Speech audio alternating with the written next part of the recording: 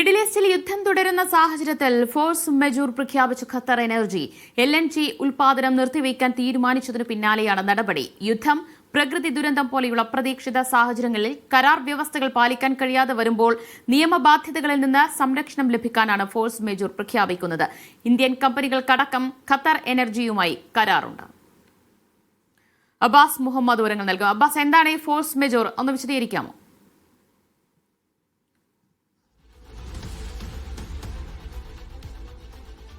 ദിവ്യ, force മെജൂർ എന്ന് പറയുമ്പോൾ ഏതെങ്കിലും തരത്തിലുള്ള അടിയന്തര സാഹചര്യങ്ങൾ വരുമ്പോൾ, യുദ്ധം, പ്രകൃതിക്ഷോഭം, ഇങ്ങനെയുള്ള അപ്രതീക്ഷിതമായിട്ടുള്ള ഇങ്ങനെയുള്ള ചില ആക്രമണങ്ങൾ, ഇതൊക്കെ വരുന്ന സമയത്ത് ഈ കമ്പനിക്ക് പാർട്ട്ണർ കമ്പനികളുമായിട്ടുള്ള ബാധ്യതകൾ പ്രകാരം ഈ ബാധ്യതകൾ ഒഴിവാക്കാനുള്ള ഒരു നോട്ടീസാണ് അഥവാ ഇക്കാലയളവിൽ എന്തെങ്കിലും തരത്തിലുള്ള അവർ തമ്മിലുള്ള കരാർ, ഈ കരാർ ഉറപ്പാക്കാൻ കഴിഞ്ഞിട്ടില്ല എങ്കിൽ ആ പാർട്ട്ണർ കമ്പനി ഈ കമ്പനിക്കെതിരെ അഥവാ ഏതാണോ കൊടുക്കേണ്ടത് ആ കമ്പനിക്കെതിരെ നിയമപരമായിട്ടുള്ള ഏതെങ്കിലും തരത്തിലുള്ള ഒരു നോട്ടീസ് കൊടുക്കാനോ അല്ലെങ്കിൽ ഏതെങ്കിലും നഷ്ടപരിഹാരം ആവശ്യപ്പെടാനോ ഉള്ള സാധ്യത, ആ സാധ്യതയെ അടച്ചു കളയുന്നതാണ്, ആ സാധ്യത ഇല്ലാതാക്കുന്നതാണ് ഈ ഫോഴ്സ് മെജൂർ എന്ന് പറയുന്ന സംഗതി.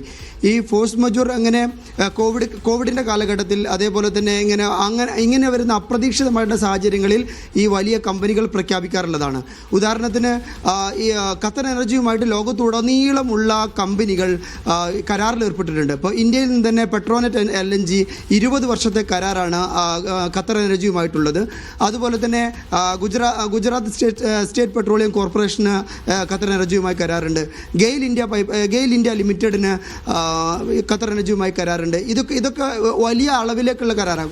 ഗുജറാത്ത് പെട്രോളിയം കോർപ്പറേഷൻ്റെ കരാർ 20 വർഷത്തേക്കാണ്, കഴിഞ്ഞ വർഷമാണ് ഒപ്പിട്ടത്. അതുപോലെ തന്നെ ഗെയിലിൻ്റെ കരാർ എന്ന് പറയുമ്പോൾ ഒരു 12 LNG ഷിപ്മെൻ്റാണ് അവർ ഖത്തർ എനർജിയുമായിട്ടുള്ള കരാർ എന്ന് പറയുന്നത്.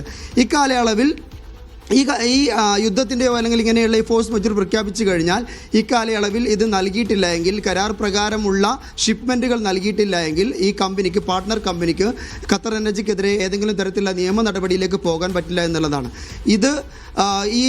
ഇതുമായി ബന്ധപ്പെട്ട കോൺട്രാക്റ്റ് സൈൻ ചെയ്യുന്ന സമയത്തിന് ഇങ്ങനെ ഒരു ക്ലോസ് കൂടി ഉൾപ്പെടുത്തിയിട്ടാണ് വലിയ കമ്പനികൾ ഇത്തരം കരാറുകളിൽ ഏർപ്പെടാറുള്ളത്. ആ ഒരു കരാറാണ്, ആ ഒരു നോട്ടീസാണ് നിലവിൽ ഖത്തർ എനർജി ഇഷ്യൂ ചെയ്തിട്ടുള്ളത്.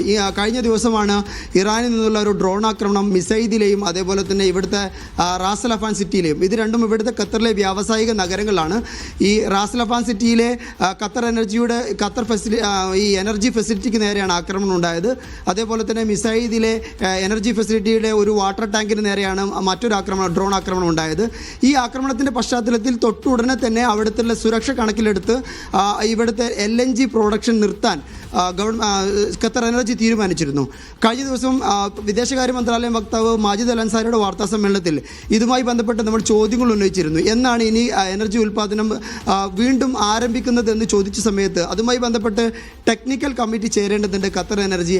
അതിൻ്റെ ഒക്കെ അസസ്മെൻറ്റ് കഴിഞ്ഞ ശേഷം മാത്രമേ ഇക്കാര്യത്തിൽ തീരുമാനം ഉണ്ടാകൂ എന്നുള്ളതാണ്. ഇത് നമ്മൾ മനസ്സിലാക്കേണ്ടത്, ഈ ഖത്തർ എനർജി ലോകത്തിൻ്റെ തന്നെ LNG ഉൽപ്പാദനത്തിൻ്റെ 20% പ്രൊഡ്യൂസ് ചെയ്യുന്ന ഒരു രാജ്യമാണ്. അത് അന്താരാഷ്ട്ര തലത്തിൽ വളരെ വലിയ ഗുരുതരമായ പ്രത്യാഘാതങ്ങൾ ഉണ്ടാക്കാവുന്ന ഒരു തീരുമാനമാണ് ഇതിൻ്റെ ഈ ഓപ്പറേഷൻ ഇപ്പോഴും ഹാൾട്ട് ചെയ്യുക എന്നുള്ളത്. അഥവാ മാജിദ് അൽ അൻസാരി അന്നത്തെ വാർത്താ സമ്മേളനത്തിൽ പറഞ്ഞത്, ഞങ്ങൾക്ക് അവിടുത്തെ തൊഴിലാളികളുടെ ഓൺഷോറിലും അതുപോലെ ഓഫ് ഷോറിലും ജോലി ചെയ്യുന്ന തൊഴിലാളികളുടെ സുരക്ഷയാണ് പ്രധാനം. അതുകൊണ്ടാണ് ഇതിൻ്റെ ഓപ്പറേഷൻ നിർത്തിവെച്ചിട്ടുള്ളത് എന്നാണ് അദ്ദേഹം പറയുന്നത്. ഏതായാലും ഈ ഒരു തീരുമാനം ഇന്ത്യ അടക്കമുള്ള രാജ്യങ്ങളെ വളരെ ഗുരുതരമായി ബാധിക്കുന്നതാണ്. പ്രത്യേകിച്ചും ഗെയിലൊക്കെ നമുക്കറിയാം, നമ്മുടെ കേരളത്തിൽ സാഹചര്യം കണക്കിലെടുത്താണ് ഖത്തർ എനർജി ഫോഴ്സ് മെജൂർ പ്രഖ്യാപിച്ചിരിക്കുന്നത്. വിശദാംശങ്ങളാണ് അബ്ബാസ് മുഹമ്മദ് നൽകിയത്.